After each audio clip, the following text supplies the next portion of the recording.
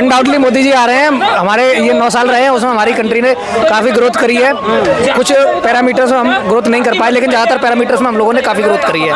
अब वो बूढ़े हो गए हैं, उनको घर बैठना चाहिए, उनको मार्गदर्शन मंडल में डालना चाहिए। ये तो बूढ़े कह रहे हैं, बूढ़े हो गए मोदी जी। नहीं, आप बूढ़े मतलब किस पैरामीटर्स में बोलते हैं? मंडल में उन्होंने एक पैरामीटर डिसाइड किया है कि 70 की एज के बाद के जो लोग हैं उनको मार्गदर्शन मंडल में डाला जाए, और मोदी जी हमारे 76 ईयर के लगभग हो रहे हैं। मोदी जी बूढ़े हो गए, युवा किसको देख रहे हैं? हम अपने आप को देख रहे हैं। तो आप जाइए ना। हम अपने आप को देख रहे हैं। हाँ, अपने आप को देख रहे हैं। क्या कर रहे हो फिर यहाँ पर? अरे यार, आप खड़े हो आगे देखने के लिए, तभी तो फेमस होऊंगा, तभी तो आप बताओगे हमारे बारे में कि हम कौन है। अच्छा, हालांकि मैं बीजेपी सपोर्टर हूँ, मोदी सपोर्टर हूँ, लेकिन इस बात के लिए मैं कहता हूँ कि इन्हें स्टैंड लेना चाहिए। कतर जरा सा देश है सर, उसके पास सिर्फ 20,000 सैनिक हैं, हमारे पास 12 लाख के आसपास, इससे भी ज़्यादा कुछ है सैनिक। नमस्कार, मैं सोमवीर आप सभी का स्वागत करता हूं जनता विचार में। जैसा कि आपको पता है कि 2024 लोकसभा चुनावों की तैयारी जोरों शोरों से चल रही है, तो इसी सिलसिले पर आज हम जनता से बात करेंगे और जानेंगे कि वो 2024 में किस मुद्दे पर वोट देना चाहती है और 2024 में किसको पीएम देखना चाहती है। तो चलिए बात करते हैं और जानते हैं। हेलो सर, क्या नाम है? मेरा नाम मनोज राठौर है। मनोज राठौर, कहाँ से आए हो? मैं यहीं दिल्ली में ही रहता हूँ। दिल्ली में क्या करते हो? मैं बिजली कंपनी में हूँ। अच्छा, कैसा चल रहा है काम? अच्छा चल रहा है? हाँ, काम ठीक चल रहा है सर। क्या देख रहे हो 2024 में मोदी जी के 9 साल कैसे रहे? अनडाउटली मोदी जी आ रहे हैं। हमारे ये 9 साल रहे हैं, उसमें हमारी कंट्री ने काफ़ी ग्रोथ करी है।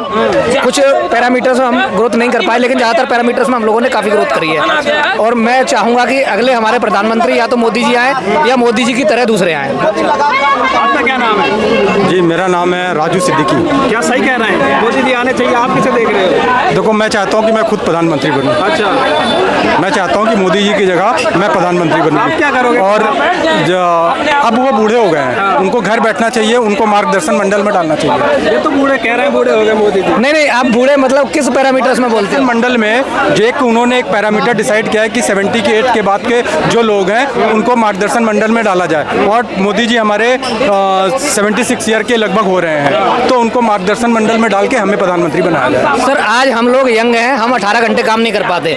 मोदी जी 18 घंटे काम करते हैं, तो ये बताओ वो बूढ़े हैं हम बूढ़े हैं?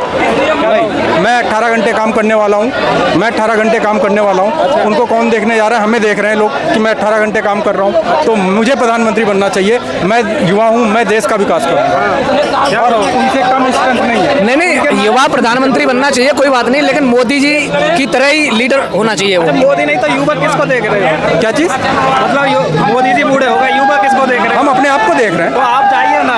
हम अपने आप को देख रहे हैं। हाँ, अपने आप को देख रहे क्या हैं। कर रहे हो फिर यहाँ पर? अरे यार, आप खड़े हो आगे देखने के लिए, तभी तो फेमस होऊंगा, तभी तो आप बताओगे हमारे बारे में कि हम कौन है। अच्छा, तभी तो हम पहुंचेंगे। मोदी जी के मार्गदर्शन में डाल के उनके मार्गदर्शन लेते रहेंगे, उनके राय, उनके मशवरों को लेते रहेंगे, थोड़े उनके तजुर्बे को। बाकी हमारी जो स्ट्रेंथ है वो हम पूरी करेंगे। आप मोदी जी को देख रहे हैं? सर, लीडर होना चाहिए, जो भी नेता है वो मार्गदर्शन के लिए। तो जो हमारे सेक्रेटरी बैठे हैं, जो IAS बैठे हैं, वो लोग मार्गदर्शन देते हैं, वो लोग असेस करते हैं सिचुएशन को कि हमारे देश के लिए कौन सी पॉलिसी ठीक है, क्या स्टैंड लेना चाहिए। हमें एक लीडर की जरूरत है, जो कि मोदी जी अभी इस समय एक अच्छे लीडर के तौर पर सामने हैं हमारे। उन्हीं को 24 में दोबारा आना चाहिए। क्या योजनाएं मोदी जी कह रहे हैं? योजनाएं मोदी जी नहीं, बल्कि जो IAS IPS बैठे हैं वो लागू करते हैं। ये सही बात है। वो तो लागू करते हैं, लेकिन बनाते पॉलिसीज तो जो है ना, हमारे जो बड़े नौकरशाह हैं, बड़े कैडर्स हैं, IAS PCS जो भी, तो वो जो है पॉलिसीज को बनाते हैं, और गवर्नमेंट का काम होता है इम्प्लीमेंट करना। कहते हैं, और कोई चाहे मोदी जी हो, चाहे हम हो, या ये भाई मनोज भाई हो, कोई भी अगर सीट पे बैठेगा तो जो पॉलिसी बनाई है वो हमारा काम है। अगर हम सीट पे बैठे हैं तो अगर देश हित में है कोई पॉलिसी, तो हम उसको इम्प्लीमेंट करेंगे, उसको लागू करेंगे। कह रहे हैं पढ़ा लिखा प्रधानमंत्री चाहिए हमको, मोदी जी अनपढ़ हैं। सर, लीडर होने के लिए पढ़ा लिखा होना जरूरी नहीं है, मतलब जो कागज पत्र है वो जरूरी नहीं है लीडर होने के लिए। एक अच्छा लीडर है मोदी जी, इसमें कोई शक नहीं है। कह रहे हैं महंगाई हो गई, युवा महंगाई, सर ये बात सही है, आप सही बोल रहे हैं, महंगाई हो गई है, लेकिन इन्फ्लेशन वर्ल्ड वाइड बढ़ रहा है। और जो हमारे इंडिया की ग्रोथ दर है वो वर्ल्ड की अपेक्षा काफ़ी अच्छी है। हमारे यहाँ जो इन्फ्लेशन है वो वर्ल्ड की अपेक्षा काफ़ी ठीक है। US में हमारे यहाँ से बहुत ज़्यादा महंगाई है, कनाडा में हमारे यहाँ से बहुत ज़्यादा महंगाई है, बेचारों के पास नौकरियाँ नहीं है, वहाँ की जॉब कम हो रही है। हमारे यहाँ इतना अनएम्प्लॉयमेंट नहीं है, इतना ज़्यादा इन्फ्लेशन नहीं है। कह रहे हैं राहुल जी कह रहे हैं एक बार हमको बना दो, हम महंगाई कम कर देंगे, सिलेंडर 500 में देंगे। सर, वो अपनी पहले पहले पार्टी को पहले वो तो कांग्रेस साथी स्टेट में तो 500 रुपए का दे ही रहे हैं। वो तो दे रहे हैं फिर 500 में। अरे जहाँ पे कांग्रेस साथी राज्य हैं, चाहे वो कर्नाटक हो, चाहे वो राजस्थान हो, वहाँ पे वो 500 रुपए के तो दे ही रहे हैं, चाहे वो छत्तीसगढ़ हो 500 तो दे ही रहे हैं।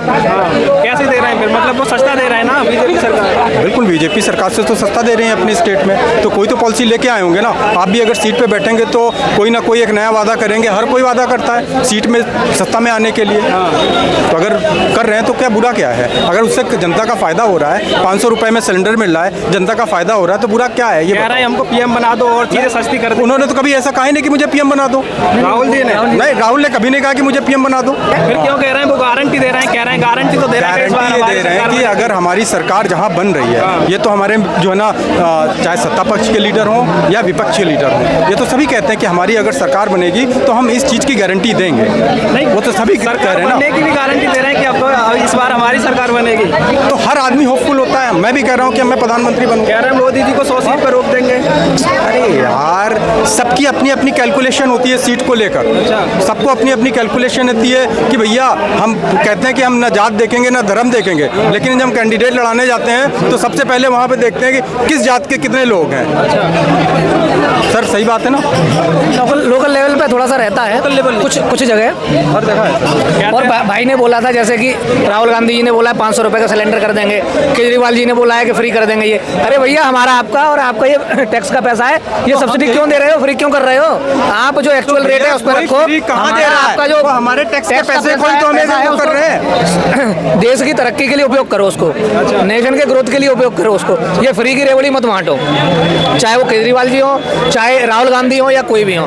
मेरा तो ये स्टैंड है। सर जी, आज टैक्स देने में बड़ी तकलीफ होती है हमें, है ना, क्योंकि हमारे पैसे को कहीं ये वाली योजना, कहीं वो वाली योजना, मतलब जो टाइटल है, इंटाइटल है उसको भी दे रहे हैं, और उससे ज़्यादा जो फर्जी लोग हैं उन पर पैसा। टैक्स तो मोदी जी भी लगा रहे हैं, जीएसटी लागू किया है, खाने पीने की चीज़ों पर भी टैक्स ले रहे हैं। नहीं तो वो तो पहले भी लगता था सर।